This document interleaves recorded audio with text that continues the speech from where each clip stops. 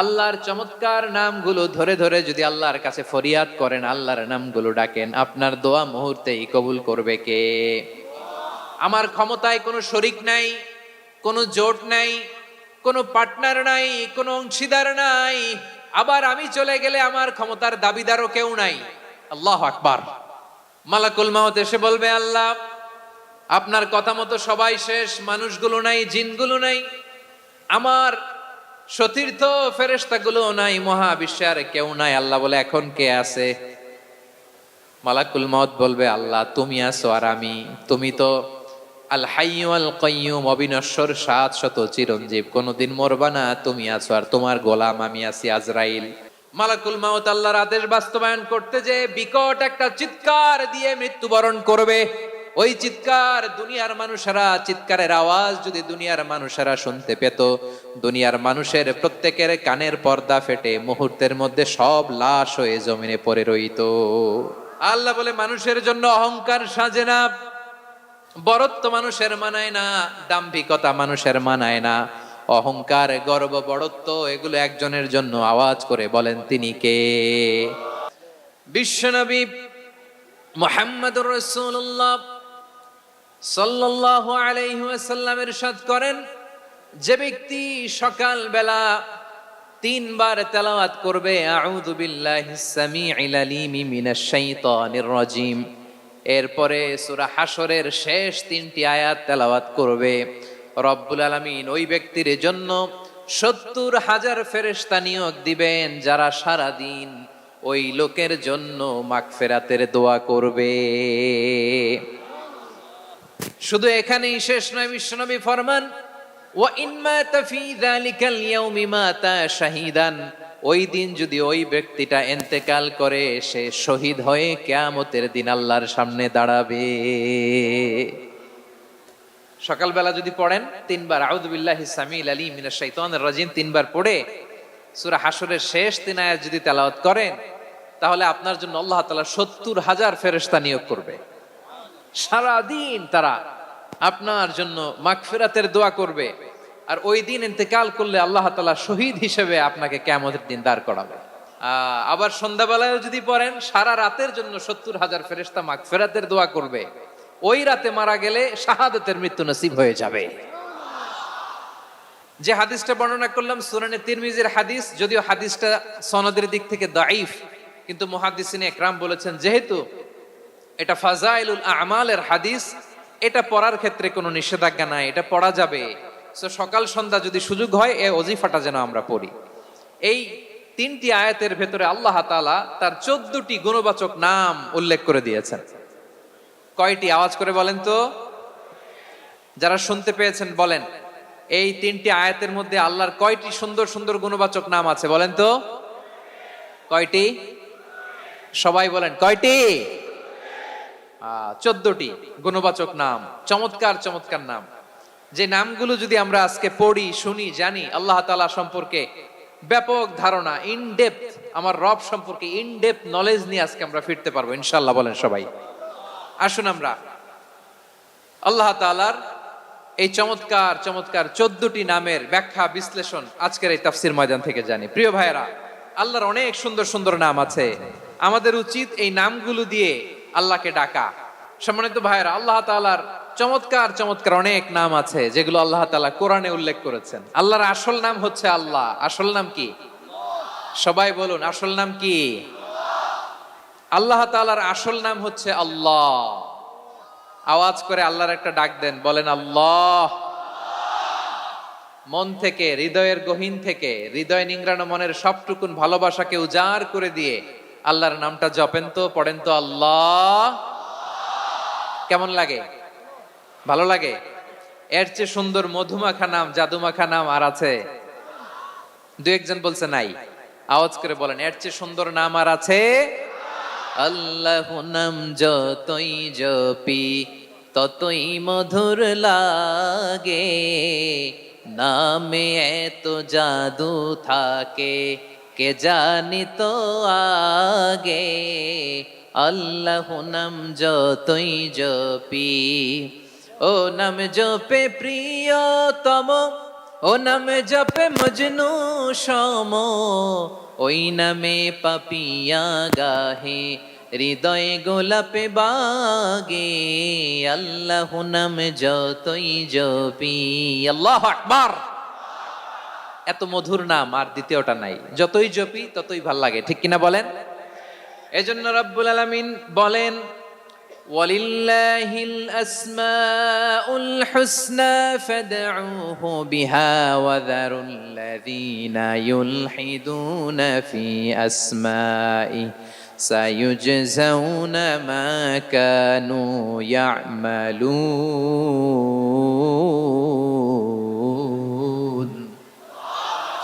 আল্লাহ বললেন, আমার অনেক সুন্দর সুন্দর নাম আছে, অনেকগুলো গুণবাচক সুন্দরতম নাম আছে, তোমরা এই নামগুলো ধরে আমি আল্লাহরে ডাকো, আর যারা আমি আল্লাহর নামের বিকৃতি ঘটায় তাদেরকে তোমরা বর্জন করো, আর তারা দুনিয়াতে যা করেছে আখিরাতের ফল তারা ঠিকই পাবে। সুবহানাল্লাহ বলেন। আল্লাহর অনেক সুন্দর সুন্দর নাম আছে, এগুলো ধরে ডাকতে বলা হয়েছে, আর যারা আল্লাহর নামের বিকৃতি করে তাদেরকে বর্জন করতে বলা হয়েছে। আপনি আল্লাহর নামের জিকির যখন করবেন, আপনি আমার আল্লাহর নামের বিকৃতি করতে পারবেন? বারোয়াখালীর ভাইরা বুঝে থাকলে আওয়াজ দেন, আল্লাহর নামের বিকৃতি করা যাবে? আপনি যখন জিকির করবেন স্পষ্ট শব্দে আল্লাহর নামটা বোঝা যেতে হবে। সুবহানাল্লাহ, ওয়ালহামদুলিল্লাহ, লা ইলাহা ইল্লাল্লাহ, আল্লাহু আকবার। একসাথে মিলিয়ে করেন অথবা আলাদা আলাদা করেন, অথবা শুধু আল্লাহ আল্লাহ এই নামের জিকিরও যদি করেন স্পষ্ট বোঝা যাইতে হবে। আল্লাহর নামের বিকৃতি করা যাবে, কিন্তু আল্লাহর নামের বিকৃতি করে জিকির এদেশে আছে না নাই? আছে। দেখবেন জিকিরের মধ্যে হুই হুই হুই হুই হুই এরকম করতেছে, আছে না নাই? সবাই মিলে লাফাচ্ছে, দফাচ্ছে, মাথা ঝুলাচ্ছে, আর কি কি যেন বলে, ওইটার মধ্যে আমি আল্লাহর নাম খুঁজে পাই না, এরকম আছে না নাই? হ্যাঁ, হই হই করে কিম্ভূত কিমাকার অদ্ভুত আওয়াজ করে তারা জিকির করে, সেখানে আল্লাহর নাম নাই। এই জিকির আল্লাহর কাছে গ্রহণযোগ্য হবে? আল্লাহ বলেন, ওয়াযারুল্লাযীনা ইউলহিদুনা ফি আসমাইহি, খবরদার আমার নামের যারা বিকৃতি ঘটায় তাদেরকে তোমরা বর্জন করো। এজন্য জিকির যখন করব সুস্পষ্ট ভাবে আল্লাহ তাআলার নাম সেখানে থাকতে হবে, ঠিক কিনা বলেন? আবার আল্লাহ বলেন, যেমন মনে চায় তেমন জিকির তোমরা করো না। ফাযকুরুল্লাহা কামা আল্লামাকুম মা লাম তাকুনু তা'লামুন। তোমরা জানতে না, আল্লাহ তোমাদের জানিয়েছেন কেমন করে আল্লাহর নামের জিকির করতে হয়, যেমন আল্লাহ শিখিয়েছেন তেমন করে আল্লাহরে ডাকো, ঠিক কিনা বলেন? আল্লাহ তাআলা যেমন শিখিয়েছেন তেমন ভাবে আল্লাহ তাআলাকে ডাকতে হবে, ঠিক ওই পদ্ধতিতে আল্লাহ তাআলার নাম জপতে হবে। কোন পদ্ধতিতে সেটাও আল্লাহ বলে দিচ্ছেন। আল্লাহ তাআলা বললেন, ওয়াযকুর রাব্বাকা ফি নাফসিকা তাদাররুআন ওয়া খীফাতান ওয়া দুনাল জাহরি মিনাল কওলি বিল গুদুই ওয়াল আসাল ওয়া লা তাকুম মিনাল গাফিলিন। খবরদার, আল্লাহর নামের জিকির করো, আল্লাহকে ডাকো। ফি নাফসিকা মনে মনে, তাদাররুআন সবিনয়ে, খীফাতান ভীত বিহবল চিত্তে, দুনাল জাহারি মিনাল কওল অনুচ্চ স্বরে অনুচ্চ আওয়াজে। এভাবে আল্লাহরে ডাকলে সেই ডাকা কবুল করে নিবে কে? তাহলে আল্লাহকে জপতে হবে মনে মনে, সবিনয়ে, ভীত বিহবল চিত্তে, অনুচ্চ স্বরে, এভাবে জিকির করতে হবে। বিশ্ব ইসলাম এবং বিশ্বনবীর সাহাবারা ঠিক এই পদ্ধতিতে আল্লাহ তাআলাকে ডাকতেন। তাহলে এই যে আল্লাহ তাআলার সুন্দর সুন্দর নামগুলো আছে, এগুলো ধরে আমরা আল্লাহ তাআলার জিকির করব, তার প্রশংসা করব, তার পবিত্রতা বর্ণনা করব, তাহলে খুশি হবেন কে? বিষ্ণু ঈসা ইসলাম বলেন, আশ-শাইতানু জাসিম আলা কলবি ইবনে আদম। শয়তান বনি আদমের কলবের মধ্যে এরকম খামচি মেরে বসে থাকে। খামচি বোঝেন তো? শয়তান বনি আদমের হৃদয়ে কলবে খামচি মেরে বসে থাকে। ফাইদা যাকারাল্লাহ খানাসা, যখন মানুষ আল্লাহর জিকির করে শয়তান দৌড়ে পালায়। ওয়া ইদা গাফালা ওয়াসওয়াসা, আর মানুষ যখন অমনোযোগী হয়, গাফিল হয়, শয়তান আবার টেম্পটেশন দেয়, আবার ধোঁকা দেয়, আবার ওয়াসওয়াসা দেয়। এজন্য বিশ্বনবী বলতেন, লা ইয়াজালু লিসানুকা রাতবান মিন যিকিরিল্লাহ, সব সময় প্রতি মুহূর্তে সর্বক্ষণে তোমার জিহ্বাটা আল্লাহর জিকির দিয়ে ভিজা রাখবা। আল্লাহর জিকির দিয়ে সিক্ত রাখবা, তাহলে কবুল করবে কে? সবাই পড়েন সুবহানাল্লাহ, আলহামদুলিল্লাহ, লা ইলাহা, সুবহানাল্লাহ, আলহামদুলিল্লাহ, লা ইলাহা ইল্লাল্লাহ, লা ইলাহা ইল্লাল্লাহু মুহাম্মাদুর রাসূলুল্লাহ সাল্লাল্লাহু আলাইহি ওয়াসাল্লাম। প্রিয় ভাইরা, আল্লাহ তাআলার অনেকগুলো নাম আছে। আল্লাহ তাআলার এই নামগুলো ধরে তার নাম আমাদের ডাকতে হবে, জপতে হবে। বিষ্ণু ইসলাম বলেন, ইন্না লিল্লাহি তিসআতান ওয়া তিসঈনা ইসমান মিআতান ইল্লা ওয়াহিদা। আল্লাহর রয়েছে 99টা নাম, এক কম 100। এক কম, আমরা বাংলায় বলি না যে এক কম 100, মানে আসলে কয়টা? 99টা। বিশ্বনবী বলেন আল্লাহর 99টা নাম আছে, মিআতান ইল্লা ওয়াহিদা, এক কম 100। মান আহসাহা দাখালাল জান্নাহ, যে ব্যক্তি 99 নাম মুখস্থ করে তার সিনার ভেতরে রাখবে, আল্লাহ তাআলা তাকে জান্নাত দিয়ে ধন্য করে দেবে। এবার বলেন, আল্লাহর নামগুলো জানার দরকার আছে না নাই? এই নামগুলো আমরা জপব, মুখস্থ করব। এই নামগুলো আগে আয়ত্ত করতে হবে। এই নামের যে অর্থ সেটা অনুধাবন করতে হবে। এই নামের যে দাবি সেটা মানতে হবে। সিবগাতাল্লাহ ওয়া মান আহসানু মিনাল্লাহি সিবগা ওয়া নাহনু লাহু আবিদুন। আল্লাহর রঙে রঙিন হইতে হবে। আমার আল্লাহ দয়ালু, আমরাও দয়ালু হতে হবে। আমার আল্লাহ সহনশীল, আমরাও সহনশীলতার চর্চা করতে হবে। আমার আল্লাহ মেহেরবান, আমরাও মেহেরবান হতে হবে। বিষ্ণু ইসলাম আল্লাহর এই চমৎকার সুন্দরতম নামগুলো ধরে ধরে আল্লাহর কাছে চাইতেন। আপনি যখন দোয়া করবেন, আল্লাহর নামগুলো ধরে যদি দোয়া করেন, আল্লাহ ওই দোয়া ফিরায় দেয় না। সুবহানাল্লাহ বলেন। আপনি যদি দোয়ার মধ্যে বলেন ইয়া রহমান, সবাই বলেন ইয়া রহমান, ইয়া রহিম, ইয়া হাইয়্যু, ইয়া কাইয়্যুম। আল্লাহর চমৎকার নামগুলো ধরে ধরে যদি আল্লাহর কাছে ফরিয়াদ করেন, আল্লাহর নামগুলো ডাকেন, আপনার দোয়া মুহূর্তেই কবুল করবে কে? বিষ্ণু ইসলাম এভাবে আল্লাহর নামগুলো ধরে ধরে জিকির করতেন, আল্লাহর নাম জপতেন। তিনি বলতেন, আসআলুকা বিকুল্লি ইসমিন হুয়া লাক, আল্লাহ তোমার যত নাম আছে সব নামের ওসিলায় তোমার কাছে ফরিয়াদ করি, সব নামের ওসিলায়। আনজালতাহু ফি কিতাবিক, যে নাম তুমি তোমার কিতাবে নাজিল করেছো। আও আল্লামতাহু আহাদাম মিন খালকিক, অথবা তোমার কোন সৃষ্টিকে তোমার নাম তুমি জানিয়েছো। আও ইস্তাসারতা বিহি ফি ইলমিল গায়বি ইনদাক, অথবা গায়েবের জ্ঞানে তুমি তোমার নিজের জন্য ওই নামগুলো সংরক্ষিত রেখে দিয়েছো। সব নামের ওসিলায় তোমার কাছে চাই। সুবহানাল্লাহ পড়েন। তার মানে আল্লাহ তোমার যে নামগুলো আমরা জানি এগুলার ওসিলায়ও চাই, যে নামগুলো আমরা জানি না সেগুলোর ওসিলায়ও চাই। আল্লাহর সব নাম আল্লাহ আমাদেরকে জানায় নাই, কিছু নাম জানিয়েছেন, কিছু নাম তিনি জানান নাই। সুবহানাল্লাহ বলেন।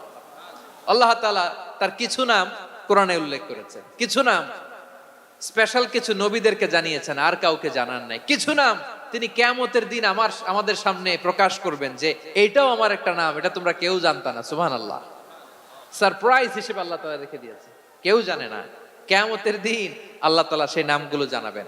আর কিছু নাম আছে সেই নামগুলো আল্লাহ কোরআনেও বলে নাই, কোন নবীরেও জানায় নাই, কিয়ামতের দিনও সারপ্রাইজ হিসেবেও জানাবে না। ওই নামগুলো স্বয়ং খোদ আল্লাহ ছাড়া কেউ জানে না। এজন্য বিশ্বনবী দোয়ার সময় বলতেন, আল্লাহ তোমার যে নামগুলো জানি, যে নামগুলো জানি না, সব নামের বরকতে তোমার দরবারে চাই, সব নামের ওসিলায় তোমার কাছে ফরিয়াদ করি। সুবহানাল্লাহ বলেন। তাহলে সূরা হাশরের মধ্যে আমরা আল্লাহর মোট কয়টা নাম পাবো দেখি, মনে আছে কিনা? হ্যাঁ, কয়টা? আওয়াজ করে বলেন, কয়টা? মাশাআল্লাহ। আসুন আমরা শুরু করে দিই। আল্লাহ তাআলা বলছেন, হুয়াল্লাহুল্লাযী লা ইলাহা ইল্লা হুয়া আলিমুল গায়বি ওয়াশ শাহাদাতি হুয়ার রহমানুর রহিম। আল্লাহ বলেন হুয়াল্লাহ, তিনি হলেন আল্লাহ। আল্লাযী লা ইলাহা ইল্লা হু, তিনি ছাড়া কোনো ইলাহ নাই। আছে নাকি? বারোয়াখালীবাসী আওয়াজ করে বলেন তো দেখি, আমাদের ইলাহ কয়জন? আর জোরে বলেন। একজন হইলে ভালো না বেশি হইলে ভালো? ওয়া ইলাহুকুম ইলাহু ওয়াহিদুন লা ইলাহা ইল্লা হুয়ার রহমানুর রহিম। আল্লাহ বলেন তোমাদের ইলাহ হলো একজন, তিনি ছাড়া কোনো ইলাহ নেই, তিনি দয়াময়, তিনি মেহেরবান। ইলাহ যদি একজন না হয়ে দুইজন হতো, ঝামেলা আছে না নাই?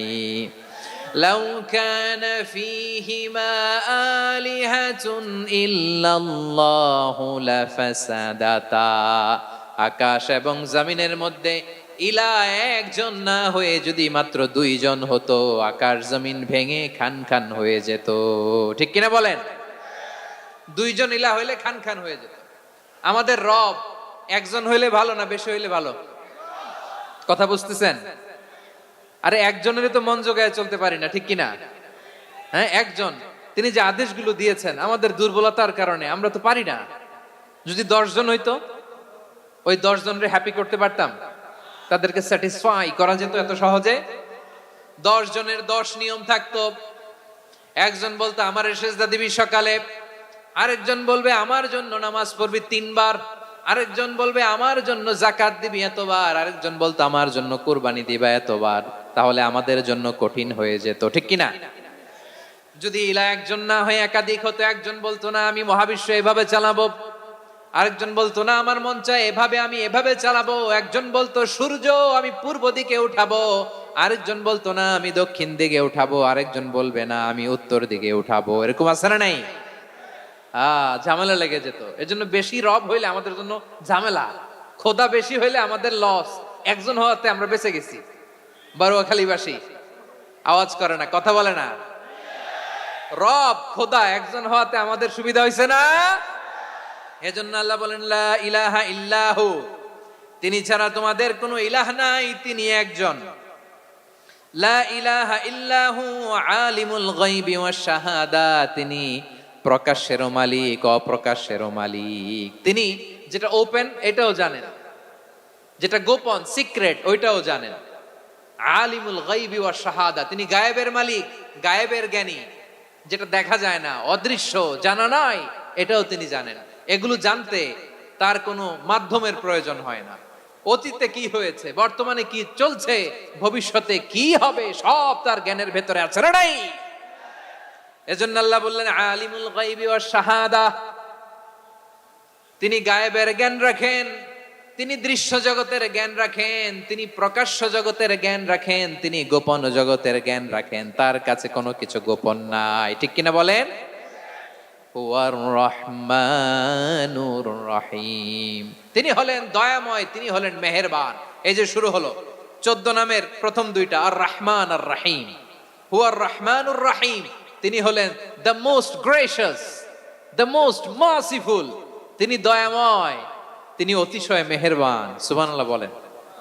তার দয়ার কোনো শেষ নাই, তার মায়ার কোনো শেষ নাই। আল্লাহ, তাহলে 14টা নামের মধ্যে কয়টা পাইলাম? একটা কি? আর রহমান। বারোয়াখালীবাসী বুঝে থাকলে আওয়াজ করে বলেন, প্রথমটা কি? 2 নাম্বার আর রহিম। আওয়াজ করে বলেন 2 নাম্বার। আওয়াজ করে সবাই গলা ছেড়ে দিয়ে উত্তর দেন তো, প্রথম নামটা কি? দ্বিতীয় নামটা? আর রহিম। রহমান আল্লাহর one of the major names. আল্লাহর মৌলিক নামগুলোর মধ্যে গুরুত্বপূর্ণ একটা নাম হচ্ছে রহমান। গুরুত্বপূর্ণ নাম কি? রহমান, দয়ার সাগর, মায়ার সাগর। রহমানুন ফিদ দুনিয়া ওয়া রহিমুন ফিল আখিরা। এই দুনিয়ার জন্য আল্লাহ রহমান, দুনিয়াতে আল্লাহ সবাইরে দয়া করে, কাফিররেও করে, মুসলিমরেও করে। আর আখিরাতের জন্য তিনি রহিম, সেখানে কাফির মুশরিকদের জন্য আল্লাহর পক্ষ থেকে কোনো দয়া থাকবে না। চিল্লায় বলেন ঠিক কি না? এজন্য আল্লাহ বললেন আমার মৌলিক একটা নাম হলো রহমান। আল্লাহর পরে অন্য কোন নাম দিয়ে যদি তোমরা আমার নাম প্রকাশ করতে চাও, জপতে চাও, ডাকতে চাও, তোমরা রহমান নামে ডাকো। রব্বুল আলামিন ইরশাদ করেন কুলিদুল্লাহ আও ইদউর রহমান আইয়াম্মা তাদউ ফালাহুল আসমাউল হুসনা। আমাকে আল্লাহ নামে ডাকো, আমি আল্লাহকে রহমান নামে ডাকো, যে নামেই ডাকো না কেন আমার আছে অনেকগুলো সুন্দর সুন্দর নাম। যে নামেই ডাকো আমি শুনি, ডাকলেই আমি সাড়া দেই। সকালে ডাকলেও সাড়া দেই, দুপুরে ডাকলেও সাড়া দেই, মাঝ রাতেও যদি আমরা বিপদে পড়ি ডাকলে আমাদের ডাকে সাড়া দেয় কে? সবাই বলুন তো, সাড়া দেয় কে? আবার বিশ্বনবী যখন মক্কায় দাওয়াত দিচ্ছিলেন, তিনি মাঝে মাঝে আল্লাহর নাম বলছিলেন, মাঝে মাঝে তিনি রহমান নাম বলছিলেন। যখন তিনি বললেন ওয়াইদা কিলা লাহুমুসজুদু লিররহমানি ক্বালু ওয়ামার রহমান। বিশ্বনবী মক্কায় যখন মক্কার কাফিরদেরকে, কুরাইশদেরকে বলল তোমরা রহমানকে সেজদা দাও, রহমানের ইবাদত করো, রহমানের জন্য সেজদায় লুটিয়ে পড়ো, মক্কাবাসী বলে রহমান আবার কে? রহমান রে তো চিনি না। রহমান কে? আল্লাহ চিনি, রহমান চিনি না। মক্কাবাসী কি বলে? কারে চিনে? আল্লাহরে চিনে। কারে চিনে না? রহমান কে তো চিনি না। রহমান আবার কোত্থেকে আসলো? কে Rahman? Who is this Rahman? যখন তারা বলে রহমান রে চিনি না, আল্লাহর গায়রতে আঘাত লেগেছে। আল্লাহ বলে রহমান রে চিনো না, না? তাদেরকে চিনানোর জন্য আল্লাহ ৭৮ আয়াত বিশিষ্ট আর রহমান নামে কোরআনে একটা সূরা নাজিল করেছেন। যখন মক্কার কুরাইশরা বলে আল্লাহ চিনি, রহমান চিনি না, আল্লাহ বলে রহমান রে চিনো না, তাহলে চিনে নাও রহমান নামে। তিনি ৭৮ আয়াত বিশিষ্ট কালামুল্লাহ মাজিদে একটা গোটা সূরাই নাজিল করে দিয়েছেন। তিনি নাজিল করলেন আর রহমানু আল্লামাল কুরআনা খালাকাল ইনসানা আল্লামাহুল বায়ান। দয়াময় রহমান শেখালেন কোরআন, বানালেন ইনসান, শেখালেন বায়ান।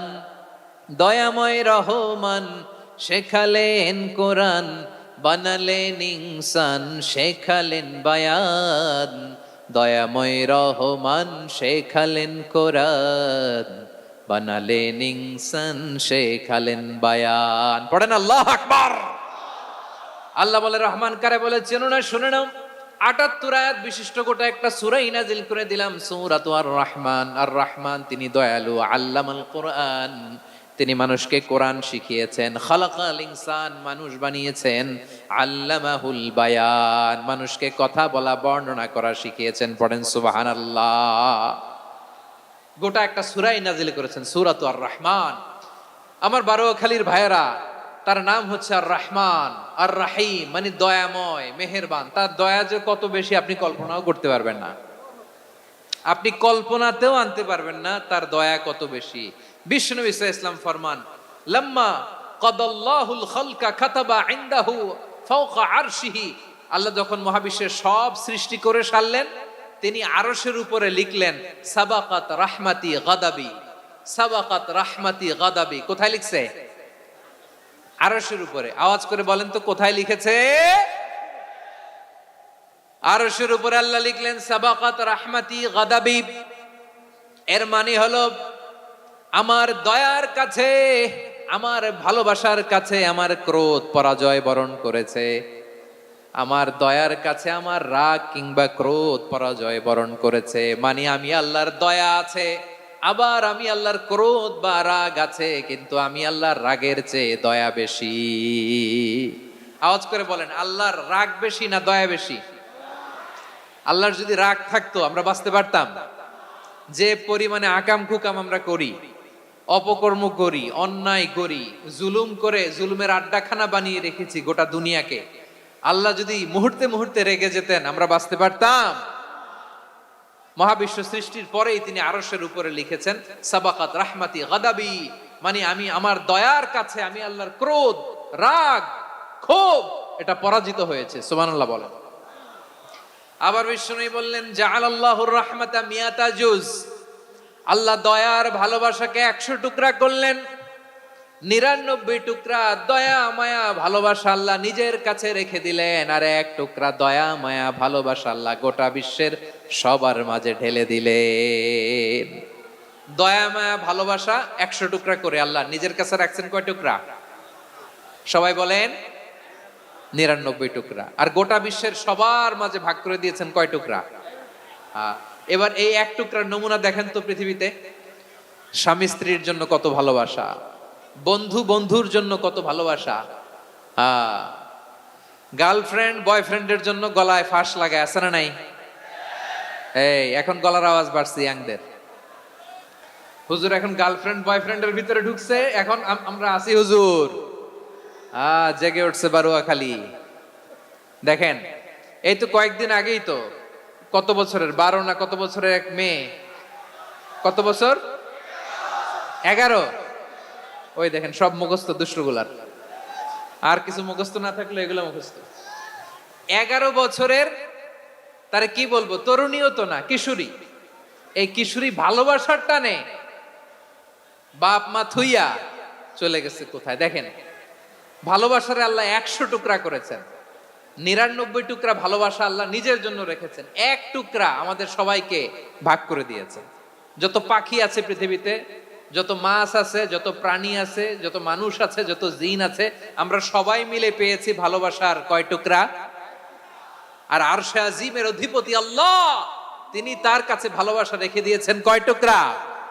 তাহলে এবার আওয়াজ করে বলেন, আল্লাহর রাগ বেশি নাকি দয়া বেশি?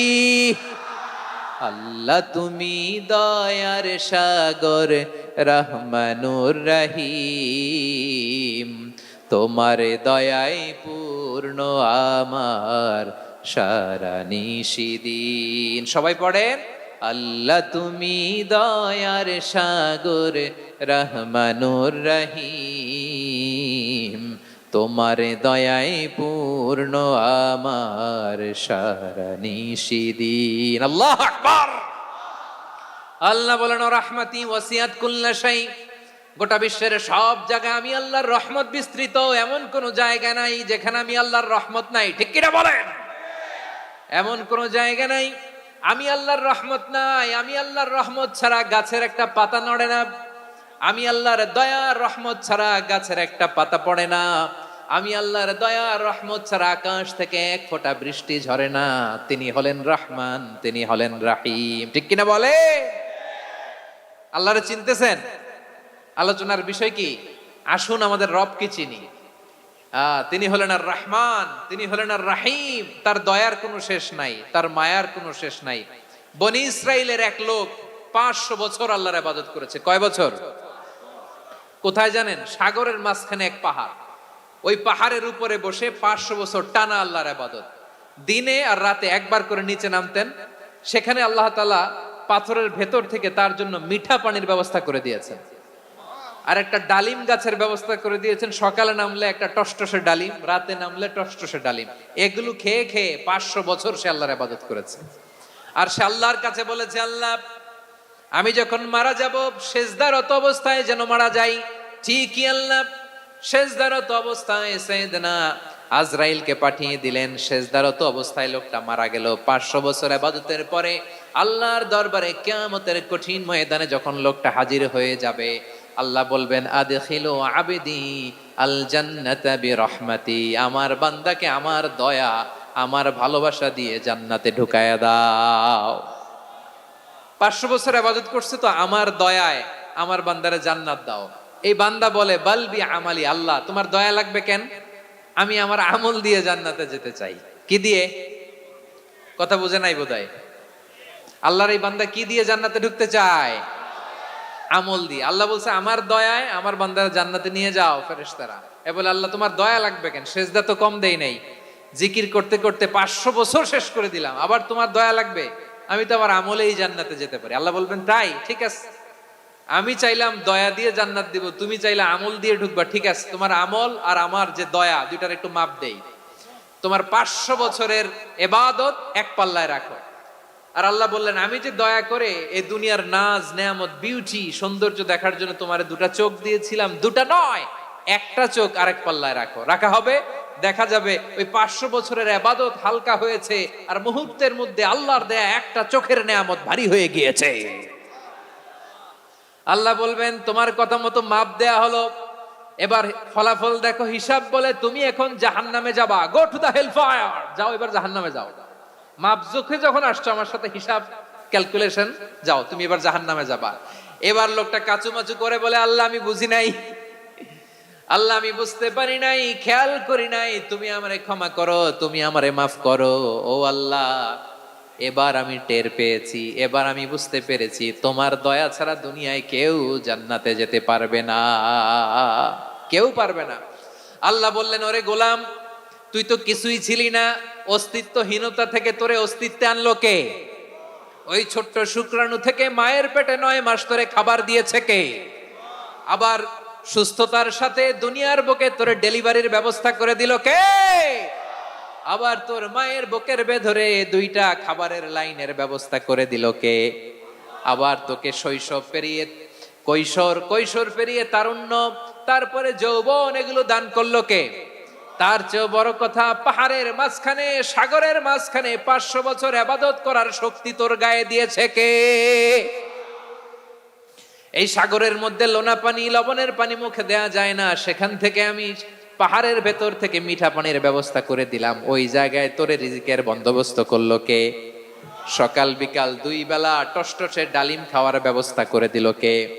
তোর আবদার ছিল, আল্লাহ আপনি আমার সেজদারত অবস্থায় রুহু কবজ করবেন, তোর শেষ আবদারটাও পূরণ করেছে কে?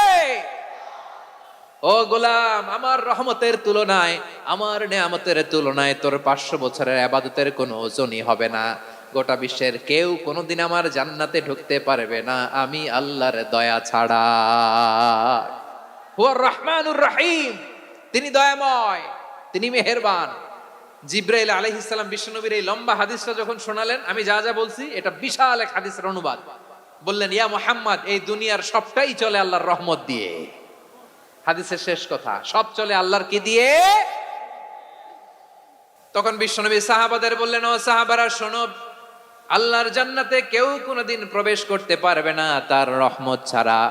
সাহাবারা বললেন, ইয়া রাসূলুল্লাহ, আপনিও কি আল্লাহর রহমত ছাড়া প্রবেশ করতে পারবেন না? বিশ্বনবী বললেন, না, আমিও না।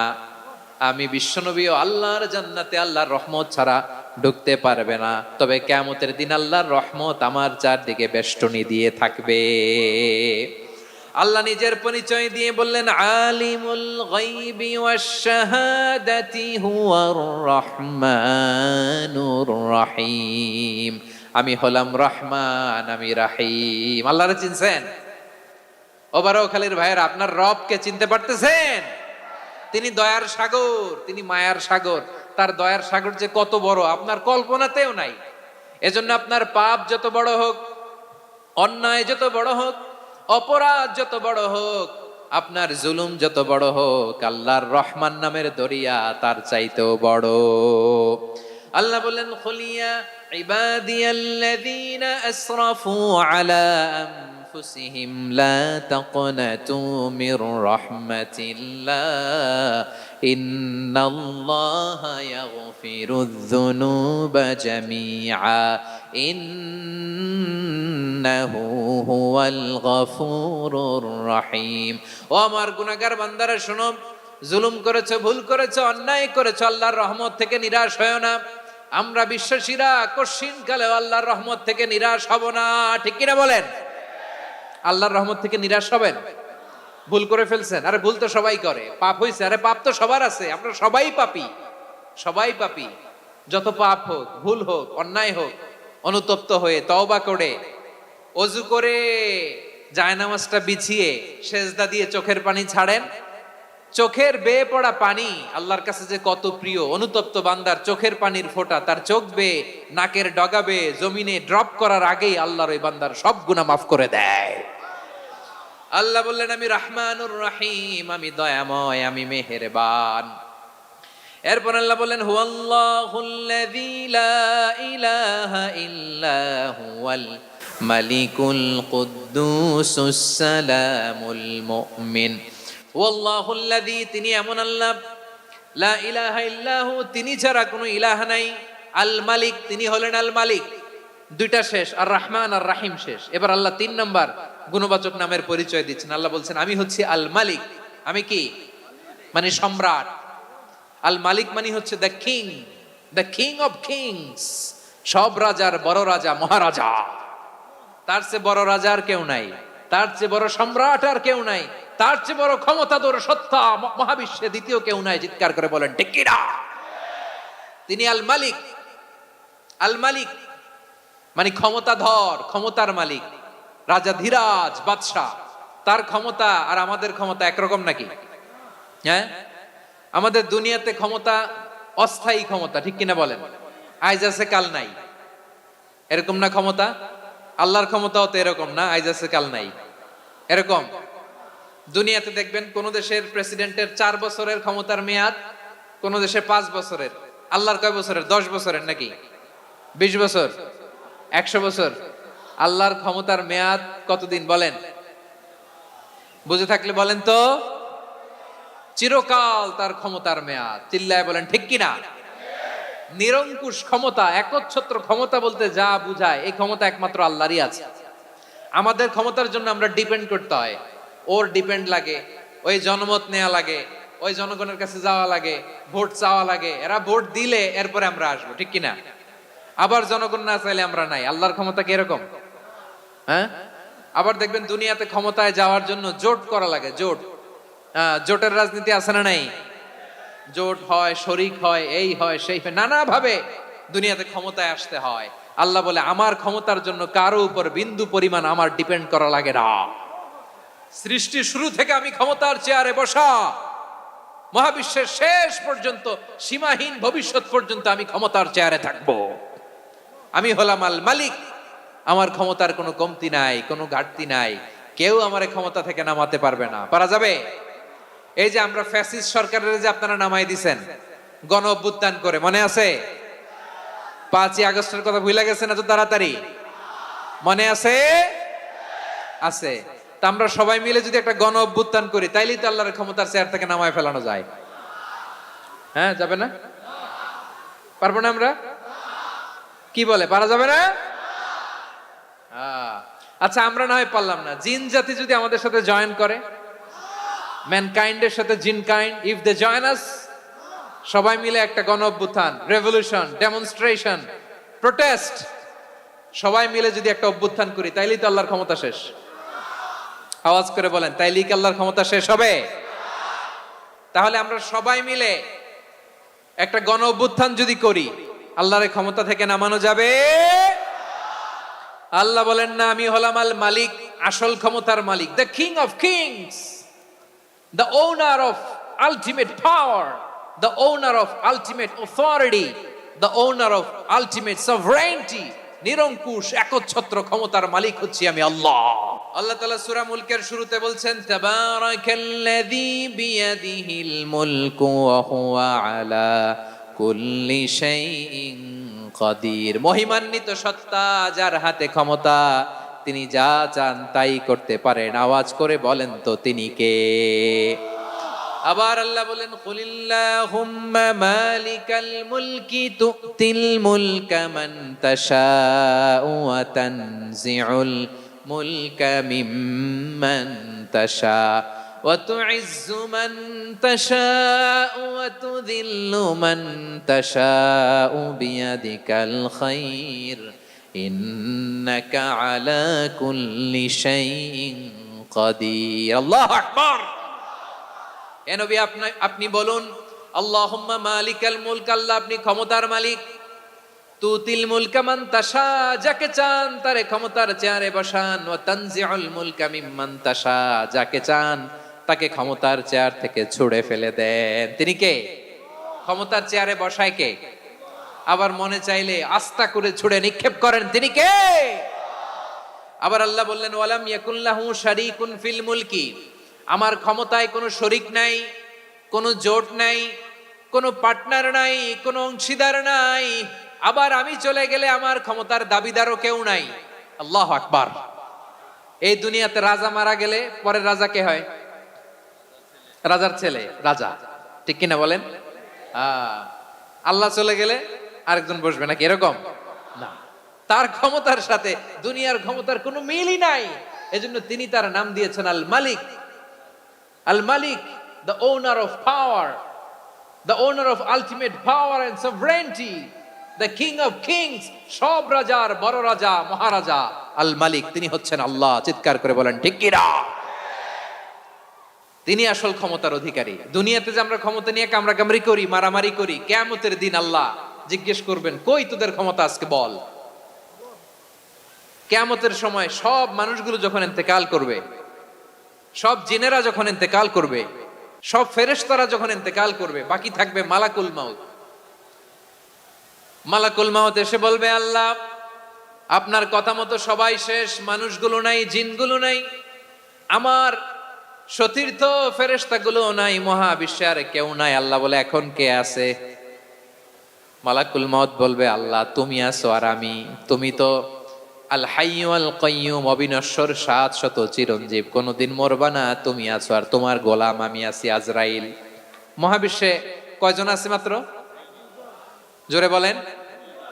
এক হচ্ছেন আর হচ্ছে মালাকুল মাউত। আল্লাহ তুমি আছো আমি আছি। আল্লাহ বলবে, ঠিক আছে, এবার তোমার মরণের পালা, মুত ইয়া মালাকাল মাউত, হে মৃত্যুর ফেরেশতা তুমি মরো। মালাকুল মাউত আল্লাহর আদেশ বাস্তবায়ন করতে যে বিকট একটা চিৎকার দিয়ে মৃত্যুবরণ করবে। ওই চিৎকার দুনিয়ার মানুষেরা, চিৎকারের আওয়াজ যদি দুনিয়ার মানুষেরা শুনতে পেত, দুনিয়ার মানুষের প্রত্যেকের কানের পর্দা ফেটে মুহূর্তের মধ্যে সব লাশ হয়ে জমিনে পড়ে রইত। ভয়ঙ্কর চিৎকার দিয়ে মালাকুল মাউত বিদায় নেবে, কেউ নাই। এবার বলেন তো, মহাবিশ্বে মহাশূন্য, কেউ নাই, উপরে নিচে সামনে পেছনে ডানে বায়ে কোন সত্তা, কোন জীবিত সত্তার আছে? একজন ছাড়া, তিনি কে? কুল্লু মান আলাইহা ফানি ওয়া ইয়াবকা ওয়াজহু রাব্বিকা যুল জালালি ওয়াল ইকরাম। পড়েন, ফাবিআইয়ি আলাই রাব্বিকুমা তুকাযযিবান। কেউ থাকবে না একজন ছাড়া, একজন ছাড়া। এই ড্রোন দেখে হাত নাড়ালে হবে? আমার দিকে তাকাইতে হবে, কথা শুনতে হবে। মহাবিশ্বে কেউ নাই, একজন সত্তা ছাড়া। আওয়াজ করে বলেন, তিনি কে? এবার আল্লাহ ডেকে বলবেন, লিমানিল মুলকুল ইয়াউম, লিমানিল মুলকুল ইয়াউম, ক্ষমতা কার? Who belongs the kingdom today, who belongs the power authority today, who belongs the sovereignty today. আজকে ক্ষমতা কার? দুনিয়াতে ক্ষমতা নিয়ে এত কামড়াকামড়ি, দুনিয়াতে চেয়ার নিয়ে এত মারামারি, এত অত্যাচার, এত রক্তপাত, এত ব্লাডশেড, আজকে বলো তো ক্ষমতা কার? কার ক্ষমতা? মহাশূন্যে কোনো আওয়াজ নাই, শুধু আমার রবই বলবেন, লিমানিল মুলকুল ইয়াউম, আজকে ক্ষমতা কার? কোনো আওয়াজ নাই, উত্তর দেওয়ার মতো জীবিত কোনো সত্তা নাই, ফলে কেউ উত্তর দিতে পারবে না। আল্লাহ নিজেই প্রশ্নের উত্তর দিয়ে বলবেন, লিল্লাহিল ওয়াহিদিল কাহ্হার, একচ্ছত্র অধিপতি, ক্ষমতার মালিক আল্লাহ ছাড়া কারোর জন্য কোনো ক্ষমতা নাই। চিল্লায় বলেন ঠিক কি না? তাহলে আর রহমান আর রাহিমের পরে আমরা জানলাম আমার আল্লাহর আরেকটা সুন্দর গুণবাচক নাম হচ্ছে আল মালিক। কি নাম? আল মালিক, মানে দ্য কিং, রাজাধিরাজ, সব রাজার বড় রাজা, মহারাজা। এরপরে 4 নম্বরে আল্লাহ বললেন আল কুদ্দুস, তিনি হলেন আল কুদ্দুস। আল কুদ্দুস মানে হচ্ছে অতি পবিত্র, মহাপবিত্র, the most holy, the absolutely pure, যার কোনো খুঁত নাই। আল্লাহর কোনো খুঁত আছে? তিনি মহাপবিত্র। আল্লাহর পবিত্রতা যখন আমরা বর্ণনা করি, আল্লাহ খুশি হয়ে যান, কারণ তার সত্তার একটা বৈশিষ্ট্য হচ্ছে তিনি আল কুদ্দুস। বারোয়াখালীবাসী আল্লাহর নামটা একটু জপেন না, বলেন আল কুদ্দুস, সবাই আওয়াজ করে আল কুদ্দুস। অতি পবিত্র, তার মধ্যে কোনো অপবিত্রতার ছিটে ফোঁটা নাই, মহাপবিত্র, the most pure, the most holy, অতি পবিত্র। ফেরেশতারা বলেছিল, আল্লাহ আপনি মানুষ কেন বানাবেন? নাহনু নুসাব্বিহু বিহামদিকা ওয়া নুকদ্দিসু লাক। এই যে নুকদ্দিসু কুদ্দুস পাইছেন? তারা বলেছিল, আল্লাহ মানুষ কেন বানাবেন? মারামারি করবে, আমরাই তো ভালো, আমরাই আপনার মহিমা বর্ণনা করি, আমরাই আপনার পবিত্রতা বর্ণনা করি। নুকদ্দিসু লাক, তার মানে আল কুদ্দুস।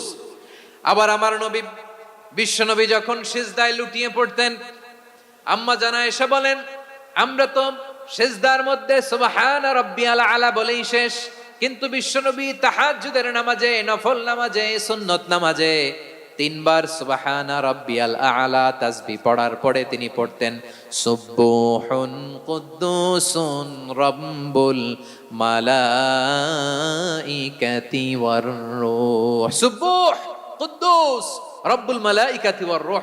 সিজদায় লুটিয়ে পড়ে বিশ্বনবী এই দোয়াটা পড়তেন। নফল নামাজে, সুন্নাত নামাজে কিংবা তাহাজ্জুদের নামাজে সুবহান রাব্বিয়াল আলার পরে কি পড়তেন? সুবহুন। আওয়াজ করে বলেন সুবহুন কুদ্দুসুন রব্বুল মালাইকাতি ওয়ার রূহ।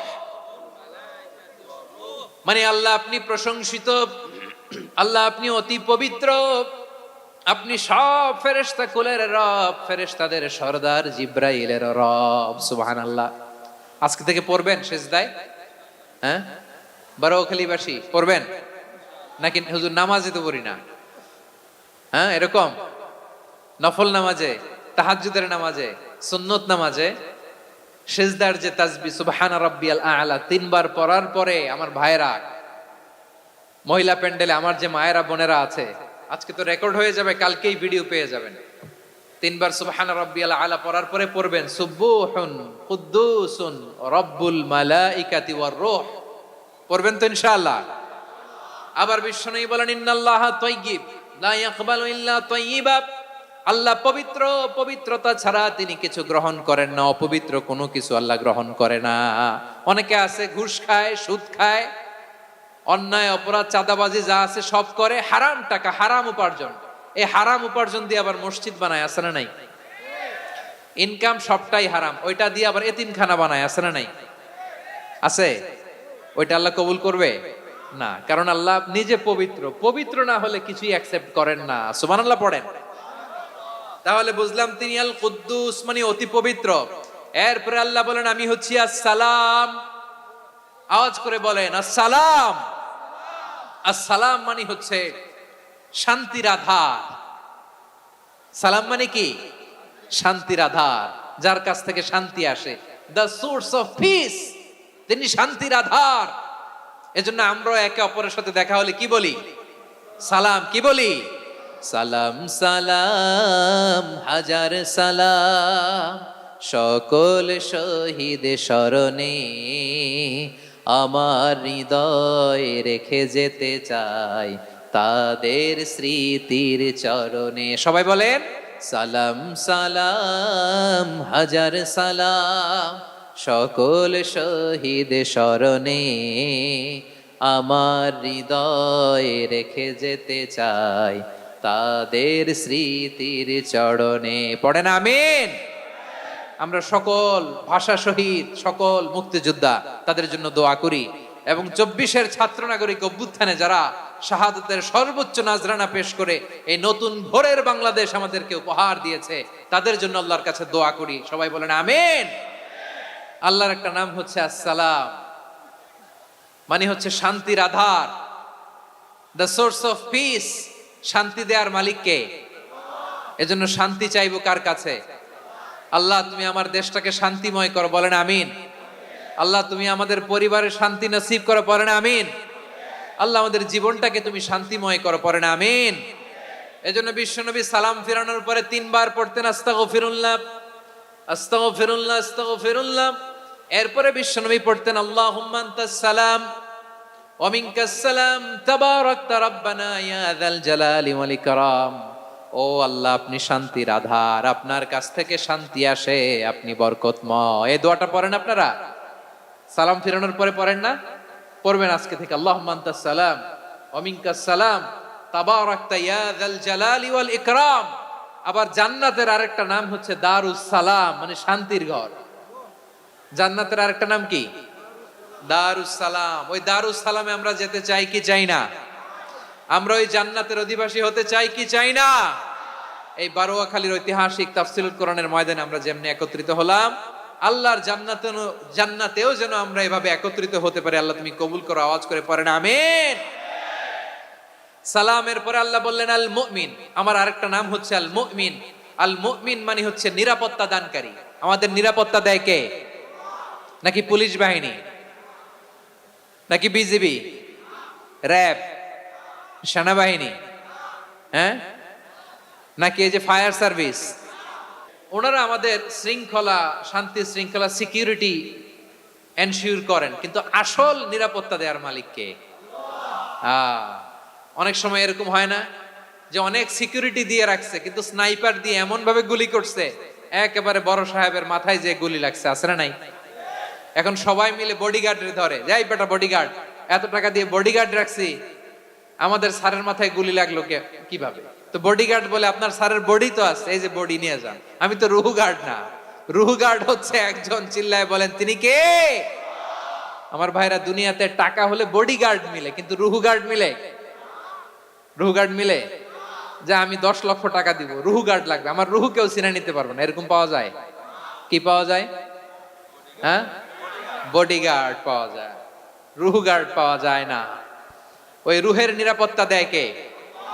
আল মুমিন, দ্য প্রোভাইডার অফ সিকিউরিটি। তিনি নিরাপত্তা দেয় তার নেককার বান্দাদেরকে, দুনিয়াতে নিরাপত্তা দেয়, আখিরাতেও নিরাপত্তা দেয়, ঠিক কি না? আবার আল্লাহ বললেন আল্লাযী আত'আমাহুম মিন জু'ইন ওয়া আমানাহুম মিন খাউফ। তিনি এমন সত্তা যিনি ক্ষুধা লাগলে তোমাদেরকে খাদ্যের ব্যবস্থা করে, আবার ভয়ের সময় তিনি তোমাদেরকে নিরাপত্তার ব্যবস্থা করে, ঠিক কিনা বলেন? দিও তৃষ্ণা পেলে ঠান্ডা পানি, ক্ষুধা পেলে লবণ ভাত, আল্লাহ এই গরিবের শোনো শোনো মোনাজাত, আল্লাহ এই গরিবের শোনো শোনো মোনাজাত, আল্লাহ এই গরিবের। দিও তৃষ্ণা পেলে ঠান্ডা পানি, ক্ষুধা পেলে লবণ ভাত, আল্লাহ এই গরিবের। পড়ে না আমিন? আমরা যখন বিপদে পড়ি নিরাপত্তা দেয় কে? সাগরের তুফানের ভেতরে পড়ে যখন আল্লাহর কাছে ফরিয়াদ করি আমাদেরকে বাঁচায় কে? বিমানের ভেতরে যখন বিপদে পড়ি, যখন আল্লাহর কাছে সাহায্য চাই, বাঁচায় কে? কঠিন বিপদের মুহূর্তে আমাদেরকে সিকিউরিটি দেয় কে? সে আল্লাহ বললেন আমার আরেকটা নাম হচ্ছে আল মুমিন, আমি নিরাপত্তা দেই। এরপরে আল্লাহ বললেন আমার আরেক নাম হলো আল মুহাইমিন। আরেক নাম কি? আল মুহাইমিন। আল মুহাইমিন মানে হচ্ছে দ্য ওভারসিয়ার, দ্য অবজারভার, পর্যবেক্ষক, যিনি মনিটরিং করেন আমাদের সব অ্যাক্টিভিটি, তিনি মনিটরিং করেন। কোনোভাবে তার চোখকে ফাঁকি দেয়া যায় না। আল্লাহর চোখ ফাঁকি দেয়া যায়? আচ্ছা আওয়াজ করে বলেন তো, পুলিশ ভাইদের চোখ, পুলিশের চোখ মাঝে মাঝে ফাঁকি দেয়া যায় কি যায় না? সেনাবাহিনীর চোখ, র্যাবের চোখ, ইনকাম ট্যাক্স অফিসারের চোখ, দুর্নীতি দমন কমিশনারের চোখ, কিন্তু আল্লাহর চোখ? আল্লাহর চোখকে কশ্চিন কালেও কখনো ফাঁকি দেয়া যাবে? যেখানেই যান, ঘরের ভেতরে ঢুকে জানলা লাগিয়ে দরজাটা লক করে যদি অন্যায় করেন, পাপ করেন, দুনিয়ার কোন চোখ দেখে নাই, দেখেছে কে? পর্দার আড়ালে যে যদি পাপ করেন, দেখে নাই, দেখেছে কে? গহীন সাগর তলে ঢুকেও যদি অন্যায় করেন, কেউ দেখে না, সেটা দেখেন কে? আপনি কি ভাবছেন আটলান্টিক মহাসাগরের ভিতরে চলে গেলে তার আল্লাহ দেখবে না? প্রিয় বারোয়াখালীবাসী, আপনারা ওশেন গেট কোম্পানি নাম শুনছেন? ওশেন গেট, তারা এই যে টিটান সাবমার্সিবল একটা সাবমেরিনের মতো বানাইছিল, যেটা টাইটানিক জাহাজের ভগ্নাংশ দেখার জন্য অনেক লোক যে মারা গেছিল না, ওটা সাগরের একেবারে গহীনে চলে যায়। এই টিটান সাবমার্সিবল দিয়ে সাগরের একেবারে গহীনে চলে যাওয়া যায়। তো ওইটার ভিতরে ঢুইকা যদি আপনি আটলান্টিকের তলায় চলে যান, তাইলেই তো আল্লাহরে ফাঁকি দিতে পারবেন, আর তো আল্লাহ দেখতে পারবে না। পারবে না? সাগরের অতল গহ্বরে চলে গেল, পাহাড়ের সুরঙ্গের ভেতরে ঢুকে গেল, মহাকাশ স্টেশন পাড়ি দিয়ে মঙ্গলে পাড়ি জমালেও আমার আল্লাহর চোখ কশিন কালেও ফাঁকি দেয়া যাবে? এজন্য সে আল্লাহ বললেন লা তুদরিকুহুল আবসার ওয়া হুয়া ইউদরিকুল আবসার ওয়া হুয়াল লাতীফুল খাবীর। আমার আল্লাহ দৃষ্টির আয়ত্তে নন, কিন্তু দুনিয়ার সব দৃষ্টি আমার আল্লাহর আয়ত্তে, ঠিক কিনা? সূক্ষ্মদর্শী, সূক্ষ্ম থেকে সূক্ষ্ম পাপ কাজ যেভাবে যেমনটি করেন সব দেখেন। মুখে না বললে অন্তরেও চিন্তা করলেও অন্তরে চিন্তার উদ্রেক ঘটেছে, ওইটা তো কেউ জানে না, কিন্তু জানেন কে? এভাবে যিনি সূক্ষ্মভাবে মনিটর করেন, ওভারসি করেন, অবজারভেশন করেন, তার নাম হচ্ছে আল মুহাইমিন, পর্যবেক্ষক। আসুন আমাদের রবকে চিনি। বারোয়াখালীর ভাইরা চিনতেছেন? কার সামনে কপাল ঘষে সেজদা দেন তারে চিনে নেন। কার সামনে ফরিয়াদের দুই হাত উঠে কাঁদেন, দুই হাত তুলে রোনাজারি করেন, তাকে জেনে নেন। তিনি হচ্ছেন আল মুহাইমিন, দ্য অবজারভার, পর্যবেক্ষক। কেউ যেটা দেখে না সেটা দেখেন কে? এরপরে আল্লাহ বললেন আমার আরেকটা নাম হলো আল আজিজ। আল আজিজ মানে মহাপরাক্রমশালী, মহাশক্তিধর। আল আজিজ, দ্য অলমাইটি, দ্য অলমাইটি, মহাশক্তিধর, মহাপরাক্রমশালী, যার মোকাবেলায় কেউ টিকতে পারে না, যার সিদ্ধান্তের সামনে কেউ বাধা হয়ে দাঁড়াতে পারে না, যার ক্ষমতার সামনে পৃথিবীর সব ক্ষমতা নস্যি, তুচ্ছ, নগণ্য, অসহায়, তার নাম হচ্ছে আল আজিজ। সুবহানাল্লাহ পড়বেন না? আল আজিজ, মহাপরাক্রমশালী, ক্ষমতাধর, শক্তিধর, দ্য অলমাইটি, যার ক্ষমতার মোকাবেলায় কেউ দাঁড়াতে পারে না, যার সিদ্ধান্তের সামনে কেউ বাধা হয়ে টিকতে পারে না, যার শক্তির সামনে সবাই অসহায়, দুর্বল। সুবহানাল্লাহ, তিনি হচ্ছেন আল আজিজ। আল্লাহ বলেন, আল্লাযী খালাকাল মাউতা ওয়াল হায়াতা লিয়াবলুয়াকুম আইয়ুকুম আহসানু আমালা ওয়া হুয়াল আজিজুল গফুর। তিনি এমন সত্তা, যিনি জীবন তৈরি করেছেন, মরণ তৈরি করেছেন, যাতে করে পরীক্ষা নিতে পারেন তোমরা কে কর্মে সেরা। তিনি হলেন আল আজিজ আল গফুর। তিনি ক্ষমাশীল, আবার তিনি শক্তিধর। তার শক্তির সামনে কেউ টিকতে পারে? আমরা পৃথিবীর সব দেশের মিলিটারি ব্যাটালিয়ন নিয়ে যদি আল্লাহর সামনে দাঁড়াই, তাহলে তো আর আল্লাহ পারবে না, নাকি? হ্যাঁ, পৃথিবীর সবচাইতে শক্তিশালী সেনাবাহিনী কোন দেশের জানেন? হ্যাঁ, আমেরিকার সেনাবাহিনী, তারপরে রাশিয়ার সেনাবাহিনী, চীনের সেনাবাহিনী, সব সেনাবাহিনী, নৌবাহিনী, বিমান বাহিনী যত আছে সব নিয়ে যদি আল্লাহর সামনে দাঁড়াই, পারবে তখন আল্লাহ আমাদের সাথে? হ্যাঁ, তার সামনে কোনো ক্ষমতা টিকতে পারে না, তার সামনে কেউ বাধা হয়ে দাঁড়াতে পারে না, তার সামনে গোটা বিশ্ব মুখ থুবড়ে থাকে, অসহায়। তার নাম হচ্ছে আল আজিজ। চিল্লায় পড়েন সুবহানাল্লাহ। এরপরে আল্লাহ বললেন, আমি হলাম আল জব্বার। জব্বার মানে দুর্দন্ত, প্রতাপশালী, দ্য ডমিনেন্ট, যিনি সবাইকে বশ মানাতে পারেন, সবাইকে অনুগত করতে পারেন, যিনি সবাইকে পূর্ণ নিয়ন্ত্রণ করতে পারেন, তার নাম হচ্ছে আল জব্বার। আল্লাহ বলেন, হুয়াল কাহিরু ফাওকা ইবাদিহি ওয়া হুয়াল হাকীমুল খাবীর। কাহিরু ফাওকা ইবাদি, তিনি বান্দাদের উপর কাহের, একচ্ছত্র নিয়ন্ত্রণকারী। তিনি যেমন চান তেমন ভাবে বশ মানাতে পারেন সবাইকে। তিনি হচ্ছেন আল জব্বার। তিনি কি? বিশ্বনবী ফরমান, ইয়াখুদুল জব্বারু ইয়াউমাল কিয়ামাতি সামাওয়াতিহি ওয়া আরদাহু বিয়াদিহি। রব্বুল আলামিন কিয়ামতের দিন 7 আসমান 7 জমিন হাতের মুঠোয় নিয়ে এরকম ধরবেন। সুবহানাল্লাহ পড়েন। 7 আকাশ 7 জমিন আল্লাহর হাতের মুঠোয়। আমি যেরকম হাতের মুঠা করছি এরকম নাকি? না, যেমনটি আল্লাহর শানে খাটে ঠিক তেমন। সুবহানাল্লাহ বলেন। আল্লাহর সাথে কারো তুলনা হয়? তাহলে বলেন তো, আল্লাহ দেখতে কার মতো? আওয়াজ করে বলেন, আল্লাহ আল্লাহর মতো। আল্লাহ কার মতো? ওয়ালাম ইয়াকুল্লাহু কুফুয়ান আহাদ, তার মতো কেউ নাই। তাহলে তিনি কার মতো? তার মতো। আওয়াজ করে বলেন বারুয়াখালী, তিনি কার মতো? তার মতো। আল্লাহ তাআলা 7 আকাশ 7 জমিনকে হাতের মুঠোয় নিবেন, মুঠোয় নিয়ে বলবেন, আনাল জব্বার। আরে আমি তো জব্বার। আইনাল জব্বারুন। দুনিয়ার স্বৈরাচারী গুলো আজকে কোথায়? দুনিয়ার জালিম গুলো কোথায়? দুনিয়ার অত্যাচারী বাদশাগুলো আজকে কোথায়? আল্লাহ বলবেন, আমি তো জব্বার। দুনিয়াতে যারা জব্বার বলে নিজেদের দাবি করত, স্বৈরাচার, ডিক্টেটর, জালিম, অত্যাচারী, আজকে তোরা কোথায়? কোথায়? কোনো আওয়াজ নাই, কোনো খাওয়া নাই, ওই দিন কোনো টু শব্দ নাই। ওই দিন ক্ষমতা হবে এক সত্তার। চিল্লায় বলো, তিনি কে? এজন্য আল্লাহ বললেন, আমি হলাম জব্বার। এরপরে আল্লাহ বললেন, আমি হলাম মুতাকাব্বির। মুতাকাব্বির মানে হচ্ছে দ্য সুপিরিয়র। সুপিরিয়র, যার চেয়ে বড় কেউ নাই, তিনি সবচেয়ে বড়। এজন্য নামাজে প্রত্যেক রুকুতে সেজদায় আমরা সবাই বলি, আল্লাহ আপনি সবচেয়ে বড়, ইউ আর দ্য গ্রেটেস্ট। আমরা বলি আল্লাহু আকবার। আমরা কি বলি? আওয়াজ করে বলেন, আমরা কি বলি? কি বলে নামাজ শুরু করি বলেন তো? আওয়াজ করে সবাই পড়েন, আল্লাহু আকবার।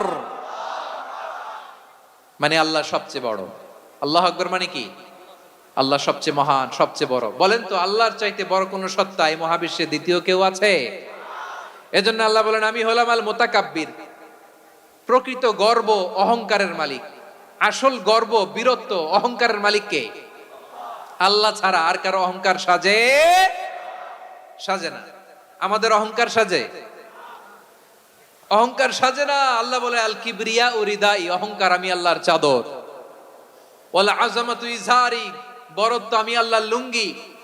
যে অহংকার করে ওই বেয়াদব কেমন যেন আমি আল্লাহর চাদর ধরে টান মারে, আর যে আমি আল্লাহর চাদর ধরে টান মারার স্পর্ধা করে আলকাইতুহু ফিন্নার ফালা উবালি, ওরা আমি জাহান্নামে নিক্ষেপ করবো, আই ডোন্ট কেয়ার, ওরা আমি জাহান্নামে ফেলি। কারণ অহংকার এটা মানুষের সাজে না, এটা সাজে কার? তিনি হচ্ছেন আল মুতাকাব্বির। আল্লাহ ডেকে বলে, গোলাম কেমন করে তোর বরত্ব সাজে, অহংকার সাজে। হাল আতা আলাল ইনসানি হিনুম মিনাদ দাহরি লাম ইয়াকুন শাইআম মাযকুরা। মানুষের এমন একটা সময় ছিল, সে মানুষের উল্লেখ করার মতো তার জীবনে কিছুই ছিল না। আমাদের জীবনে একটা সময় ছিল উল্লেখ করার মতো আমরা কিছুই ছিলাম না।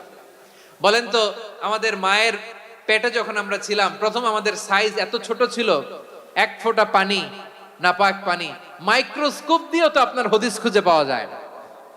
তা আপনার অহংকার আসে কোত্থেকে? আপনার বাবার পিঠ থেকে যখন মায়ের জরায়ুর ভেতরে যে আপনি পড়লেন, আপনি এত তুচ্ছ, আমরা এত তুচ্ছ নগণ্য ছিলাম, মাইক্রোস্কোপ দিয়েও আমাকে খুঁজে পাওয়া যায় না, সে আমি অহংকার করি। মায়ের পেটে 8 মাস 9 মাস তিলে তিলে আমাকে বড় হওয়ার তৌফিক দিলেন কে? দুনিয়াতে আসার পরে হায়রে দাঁত নাই, হাড্ডি চাবাইতে পারি না, ঠিক কিনা? আচ্ছা, বারোখালীবাসী, আপনাদের ঘরে যাদের 6 মাস 4 মাসের বাচ্চা আছে, ওরা গরুর হাড্ডি খাইতে পারে? হ্যাঁ। তারপর হাঁসের হাড্ডি, মুরগির হাড্ডি চাবাতে তো খুব ভাল লাগে, তো এগুলো চাবাতে পারে? কি দুর্বল দেখছেন, ও কিছু খাইতেও পারে না। ওরে দুধ দিয়ে, তারপরে ওকে আপনার ডাল দিয়ে, সবজি দিয়ে একটা মিক্স খিচুড়ি বানাইতে হয়, এটারও আবার ব্লেন্ডার করতে হয়, এদিক দিয়ে দিলে বাচ্চার এদিক দিয়ে পড়ে। এ নাকি আবার অহংকার করবে।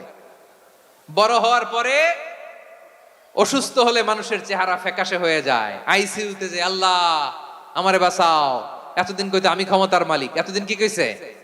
আমি ক্ষমতার মালিক। আইসিইউর বেডে কি বলে? আল্লাহ আমারে বাঁচাও। দেখছেন ক্ষমতা? এই তো মানুষের ক্ষমতা, এই তো ক্ষমতা। আর বয়স যখন 70-80, লাঠি ছাড়া তার জীবন চলে না। পিঠটা আগে ছিল এরকম, এখন বাঁকা হয়ে গেছে। এ করে অহংকার, এ করে বরত্বের গর্ব আর বড়াই। আল্লাহ বলে, মানুষের জন্য অহংকার সাজে না, বরত্ব মানুষের মানায় না, দাম্ভিকতা মানুষের মানায় না। অহংকার, গর্ব, বড়ত্ব এগুলো একজনের জন্য। আওয়াজ করে বলেন তিনি কে? দ্য সুপিরিয়র, সবচেয়ে বড় বড়ত্ব এবং গর্বের অধিকারী। এরপর আল্লাহ বললেন, সুবহানাল্লাহি আম্মা ইউশরিকুন। তোমরা আল্লাহর সাথে যে সমস্ত জিনিসের শরীক করো, আল্লাহ তাআলা এগুলো থেকে অনেক পবিত্র।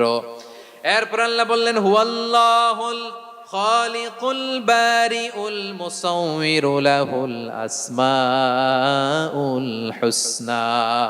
হুয়াল্লাহুল খালিক, তিনি হলেন স্রষ্টা। আল বারি, বারি মানেও স্রষ্টা। আল মুসাউবির, মুসাউবির মানেও স্রষ্টা। তিনটাই আল্লাহর সৃষ্টি সংক্রান্ত, কিন্তু তিনটা তিন রকম। আল খালিক মানে স্বাভাবিক স্রষ্টা, সৃষ্টির প্ল্যান করে যিনি, আদেশ করেন যিনি। আল বারি মানে কোন নমুনা ছাড়া যিনি কিছু নির্মাণ করতে পারেন, ওই স্রষ্টা। সুবহানাল্লাহ বলেন। আর 3 নম্বরে আল মুসাউবির, যিনি ফ্যাশনার, ডিজাইনার, দ্য শেপার, যিনি আকৃতি দান করেন মানুষের, তিনি হচ্ছেন আল মুসাউবির। 1 নম্বরে আল্লাহ হলেন খালিক, আমাদের স্রষ্টা। আওয়াজ করে বলুন তো আমার ভাইয়েরা, আমাদেরকে সৃষ্টি করেছেন কে? এই সৃষ্টি করার জন্য আল্লাহর কি অনেক কষ্ট হয়েছে নাকি? অনেক সময় দেয়া লেগেছে নাকি? আমার আল্লাহর ঘাম ঝরেছে নাকি? আল্লাহ বলে, না রে গোলাম, তোদের মতো আমার সময় লাগে না, কষ্ট হয় না। আমি কোন বলতে দেরি হয়, ফায়াকুন হতে দেরি হয় না। সুবহানাল্লাহ।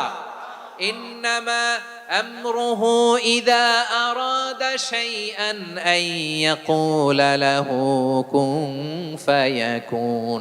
আল্লাহর যখন কিছু করার ইচ্ছা জাগে, ইচ্ছা করেন, তিনি বলেন হও, মুহূর্তেই হয়ে যায়। হও, বি ইট ওয়াজ, বি ইট ওয়াজ। হও, হও বলতে দেরি, হতে দেরি হয়। আওয়াজ করে বলেন, হও বলতে দেরি, কিন্তু হতে দেরি হয়।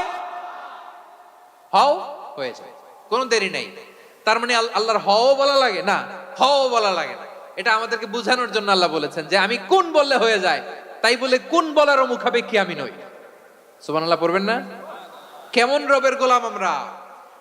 আল্লাহ খালিক শব্দের কথা কোরআনের অনেক আয়াতে বলেছেন, ইন্নী খালিকুম বাশারাম মিন তিন। আমি মানুষকে কাদা দিয়ে মাটি দিয়ে তৈরি করেছি, আমি হলাম খালিক, স্রষ্টা।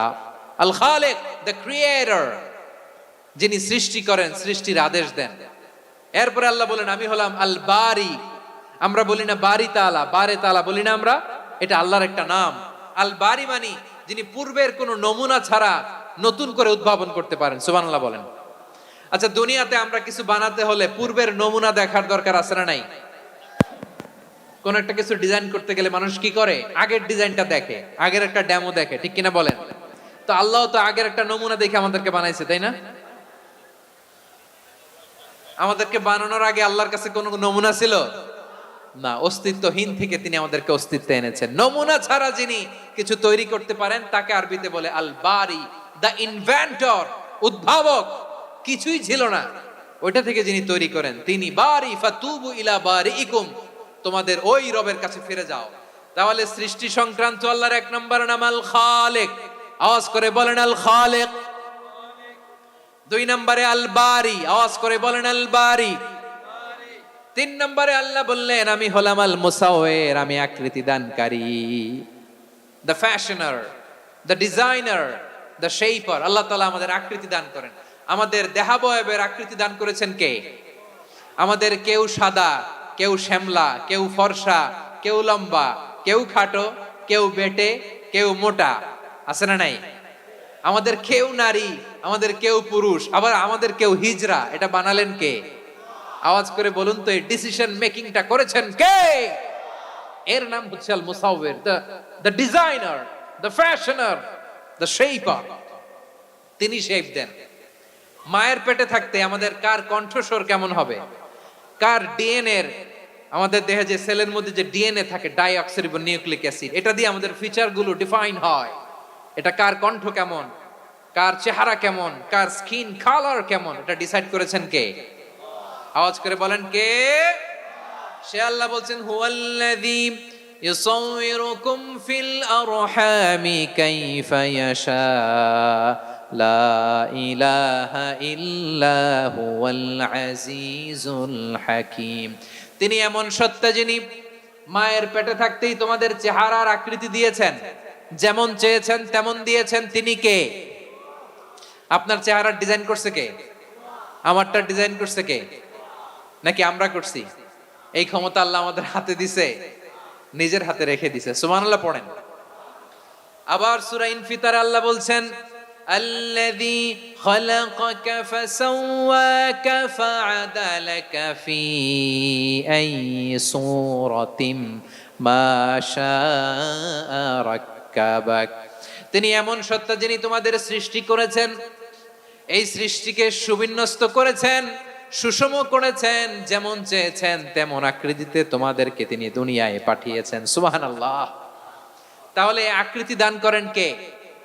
আল্লাহর এই নামটা হচ্ছে আল মুসাওয়ির, মানে আকৃতি দানকারী। প্রিয় ভাইয়েরা, আকৃতি দেওয়া আমাদের কাজ না, আকৃতি দেন আল্লাহ। এজন্য কারো আকৃতি নিয়ে কখনো বাজে মন্তব্য করা যাবে। আমার বড়ুয়াখালীর ভাইয়েরা আওয়াজ করে আমার সাথে বলুন, কারো আকৃতি নিয়ে বাজে মন্তব্য করবেন? কমেন্টে সরাসরি কাউরে বলবেন তুই লম্বুর ঘরের লম্বু, তুই মোটুর ঘরের মোটু, তুই চিকনার ঘরের চিকনা, তোর নাক চ্যাপটা, তুই খাটো, তুই এইটা সেইটা বলবেন? কথা কয় না, বলবেন? কারো আকৃতি নিয়ে ব্যঙ্গ করা যাবে? এটার ইংরেজিতে বলে বডি শেমিং। কি বলে? Body shaming. এটা হারাম। আমার কলিজার টুকরা বারুয়াখালীর নবাবগঞ্জের যুবক ভাইয়েরা, খবরদার, কোশ্চিন কালেও আমরা কারো দেহের আকৃতি নিয়ে, বডি শেপ নিয়ে মন্দ কথা, বাজে কমেন্টস করব। কারণ এই আকৃতিটা দিয়েছে কে? আচ্ছা, ও যে শ্যামলা, ওরে শ্যামলা বানালো কে? আর এই লোক যে ফর্সা, এরে ফর্সা বানালো কে? একজন লম্বা, কে বানালো? আরেকজন খাটো, কে বানালো? তো লম্বা বানাইছে আল্লাহ, বেটে বানাইছে আল্লাহ। ওরে যদি বেটে বলেন, গালিটা কি ওর কাছে যায় না? যায়। যে ওরে বেটে বানাইছে তারে দেয়া হয় গালি। কথা বুঝতেছেন? কারো আকৃতি নিয়ে যদি আপনি ব্যঙ্গ করেন, তাহলে যে যে সত্তা এই আকৃতি দিয়েছে তাকে ব্যঙ্গ করা হয়। কেউ খাটো হওয়ার জন্য ওরে যদি আপনি খাটু বলেন, ওকে বলেন নাই, যে সত্তা তাকে খাটো বানিয়েছে তাকে বলেছেন আপনি। তাহলে কারো আকৃতি নিয়ে ব্যঙ্গ করবেন? করবেন? কশ্চিন কালেও যেন আমরা না করি প্রিয় ভাইরা।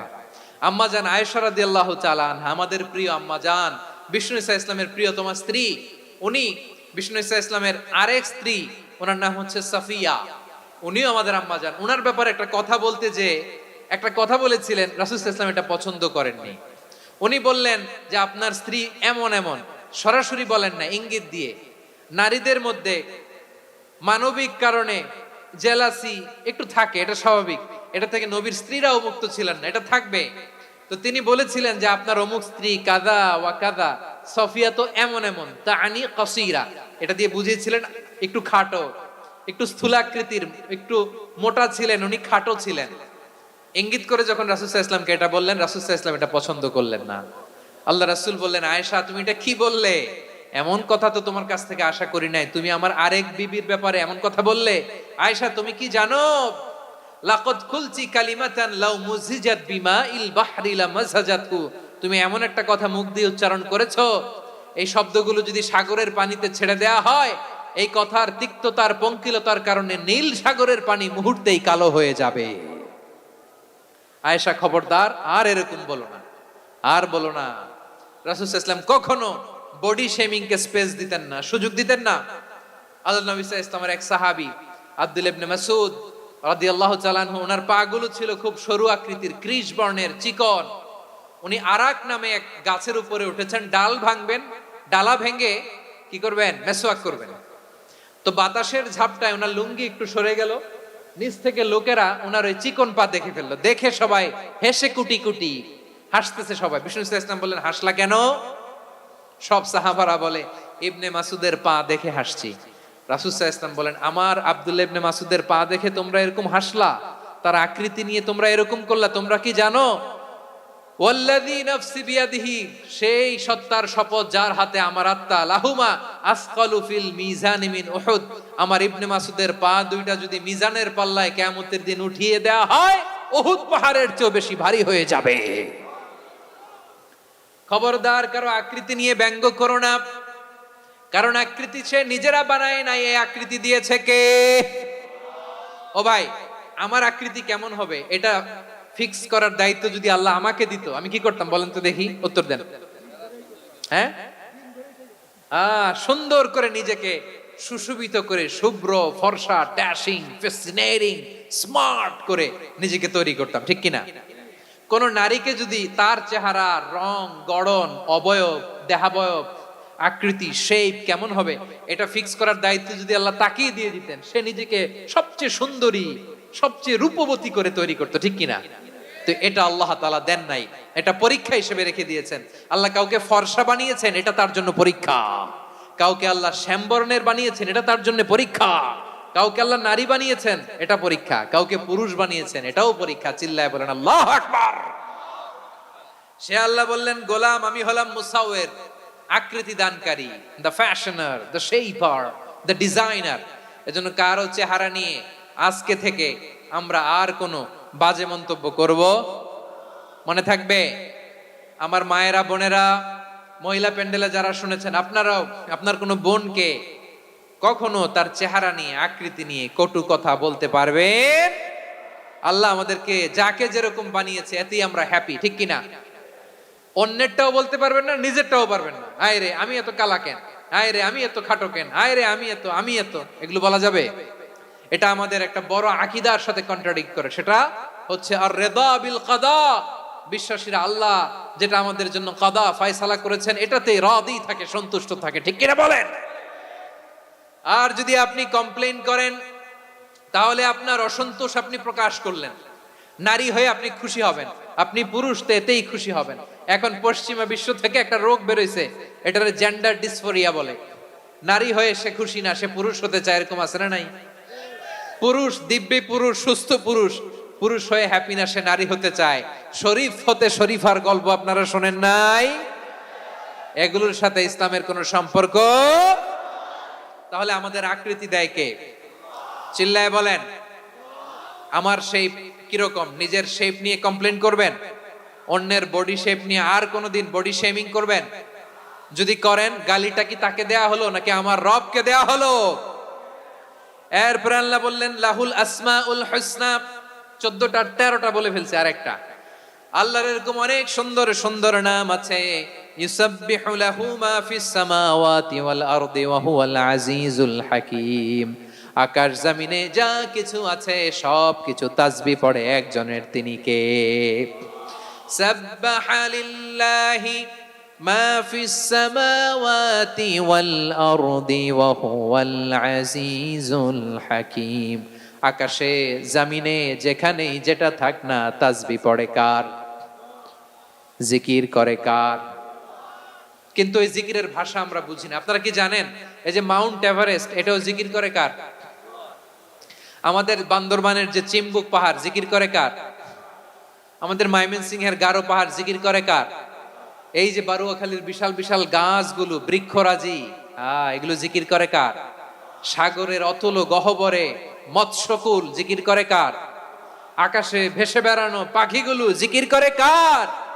পাখিরা যায় উড়ে যায় আকাশে ওই নীলিমায়, নদীরা যায় ছুটে যায় সাগরের ওই মোহনায়।